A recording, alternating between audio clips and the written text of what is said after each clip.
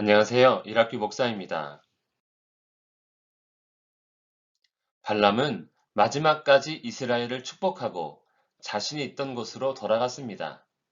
그런데 그냥 조용히 간 것이 아니었습니다. 민수기 25장 1절에서 18절입니다. 이스라엘이 시딤이란 곳에 머물러 있을 때 이스라엘 백성 중 일부가 모압 여자들과 음행하기 시작합니다. 음행은 하나님 앞에서 큰 죄 중 한 가지입니다.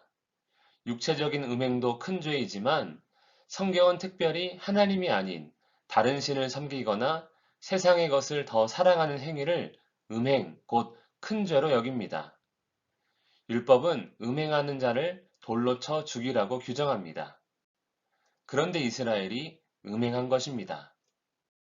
어떻게 하다가 그것도 모압 여자와 음행을 하게 된 것입니까? 모압 여자들이 자기 신들에게 제사할 때 이스라엘 남자들을 불렀는데 그 부름에 응하여 모압의 신 바알브올에게 함께 절한 것입니다.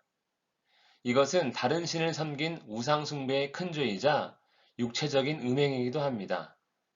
왜냐하면 제사의 방식 중 하나가 바로 제사에 참여한 여인과 육체적인 관계를 맺는 것이기 때문입니다. 이 일로 하나님은 당연히 진노하십니다. 하나님은 모세에게 말씀하시기를 바알 부올 제사에 참여한 사람은 여호와 앞에 목매어 달아 죽일 것을 말씀하십니다. 그리고 말씀에는 없지만 전염병이 시작됩니다. 이 일로 인해 많은 사람이 울고 있을 때 이스라엘 중 한 사람이 미디안 여인을 데리고 옵니다. 그가 이방 여인을 데리고 온 이유는 음행하기 위함입니다. 그는 아직 사태의 심각성을 알지 못하고 있습니다.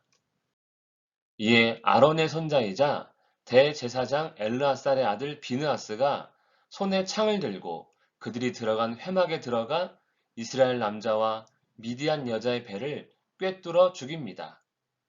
그러자 이스라엘에 돌던 전염병이 그칩니다. 바알부올 사건으로 시작된 전염병으로 2만 4천 명이 죽었습니다. 그럼 비느하스가 두 사람을 죽였을 때 전염병이 왜 그친 것입니까? 비느하스가 두 사람을 꿰뚫어 죽임으로 하나님의 진노를 나타냈기 때문입니다. 비느하스가 내 질투심으로 질투하여 이로 인해 하나님은 이스라엘을 향한 진노를 돌이키십니다. 그리고 비느하스가 행한 일로 비느하스에게 평화의 언약을 주십니다. 평화의 언약이란 영원한 제사장 직분의 언약입니다. 아론의 후손에 대한 제사장 직분이 공식적으로 주어지는 순간입니다. 이러한 언약을 주신 이유는 비느하스가 하나님의 마음을 잘 알고 행했기 때문으로 보입니다. 하나님은 앞으로도 제사장이 이스라엘에게 하나님의 마음을 잘 나타내기를 바라는 것입니다. 비느하스가 죽인 두 사람 중 한 사람은 시물이란 자로 시몬 지파의 한 지도자였습니다. 미디안 여자는 고스비란 자로 미디안 가문의 수령의 딸이었습니다. 즉, 두 사람을 그냥 놔두었다면 그들을 따라 더 많은 이스라엘 남자들이 미디안의 여자들과 음행했을 것이라는 의미입니다. 이것을 비느하스가 막은 것입니다.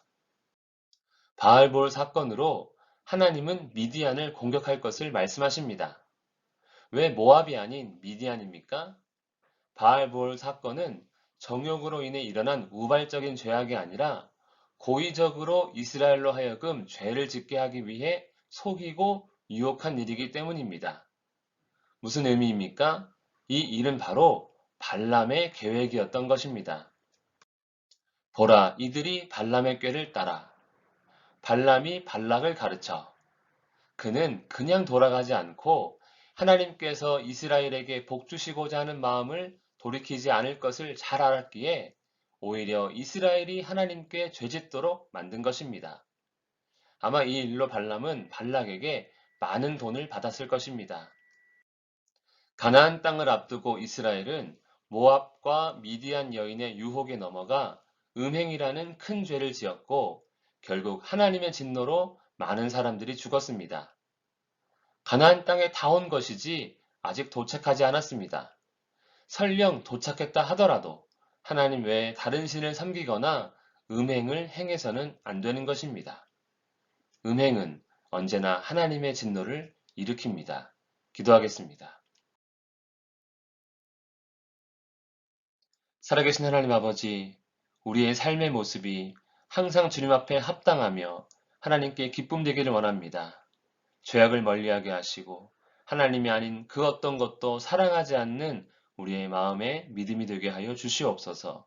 예수님 이름으로 기도합니다. 아멘.